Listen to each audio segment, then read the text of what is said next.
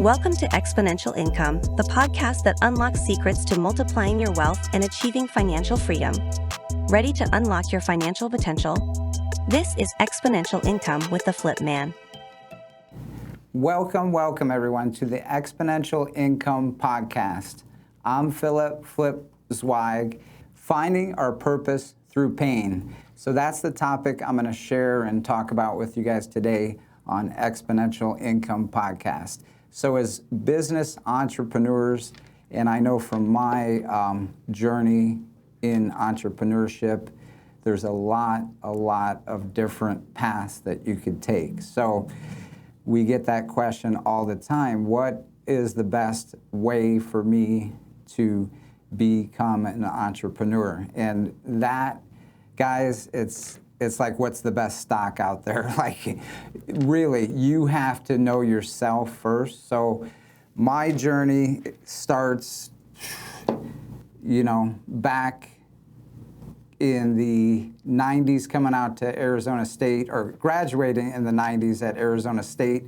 Thought going to college was the answer, and I don't know, it wasn't for me, so I ended up selling photocopiers once I got my degree, and then thank God I was able to get sales training. So with sales training, I worked at a Fortune 100 company, and it changed my life because now you're on quotas, you're on structure, you're learning from a Fortune 100 company that has been in existence for hundreds of years. So that's a big thing, guys. If you're going to be an entrepreneur, get around successful companies, because you could start your own gig.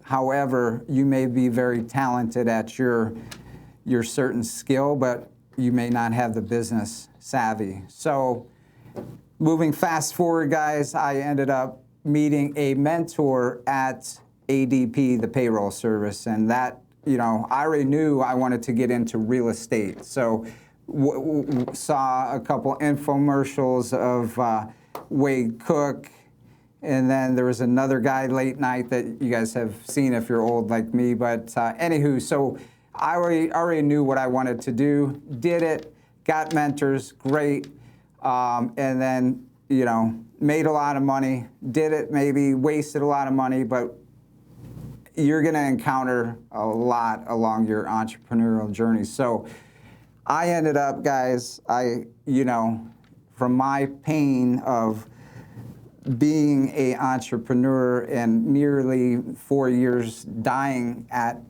being alone in being an entrepreneur, can tell you there's ways to do stuff the right way and the wrong way. So if you guys know what a solo entrepreneur is, that's what I would classify myself as years ago. So solo entrepreneur is someone who doesn't have teams around him. I had a team, meaning like accountants, bookkeepers, realtors, but someone really close in managing the business, because that's the best business, is collaborative business that you could grow. And your skills, you have one partner that has great skills at maybe hustling and finding deals. You have another partner that's amazing at the back end, the numbers.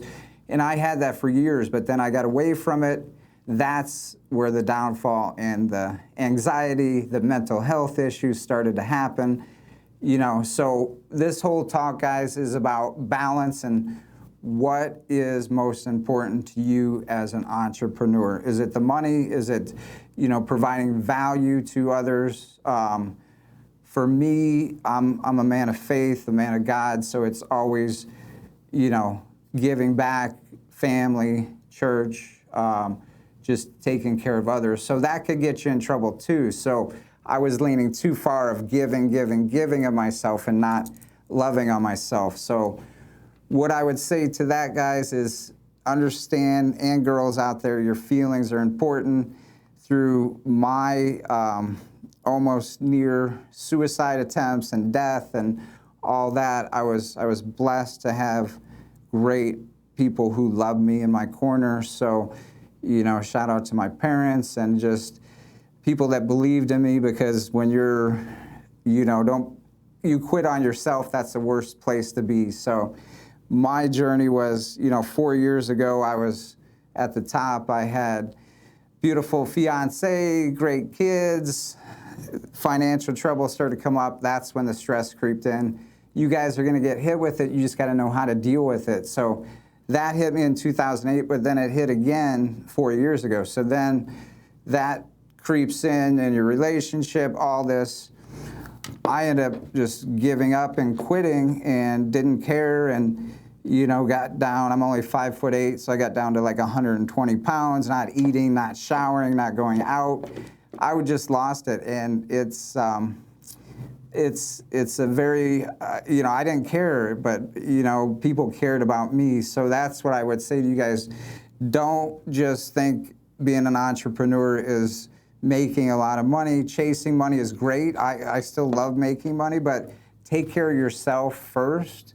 So, keep moving forward. I ended up in the hospital for about 3-4 months. Took me about a year of recovery, a lot of group health, mental health courses. Shout out to, my social worker, my psychiatrist, everyone that helped me get healthy, and they didn't have to. So if you guys know someone struggling with mental health, definitely have them call me or have them hit me up. I ended up getting healthy again, and that's why I believe I had that pain of, just going to the bottom, because now I can help more people and understand money is great, but that's not why I personally do it. But maybe in the beginning you could do that, but that's not the end game. So definitely check into talking about your feelings, getting mental health help if you're struggling.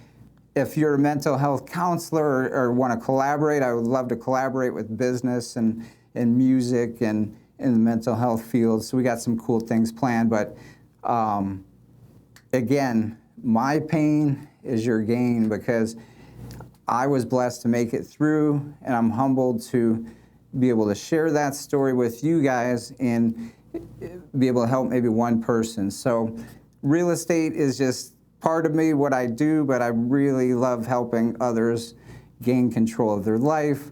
I think through finances and having something you're passionate about, you could definitely gain control and feel better and balanced. So that would be my tip. And if you guys need help with anything, definitely hit me up. You know where to find me. And stay humble. Peace.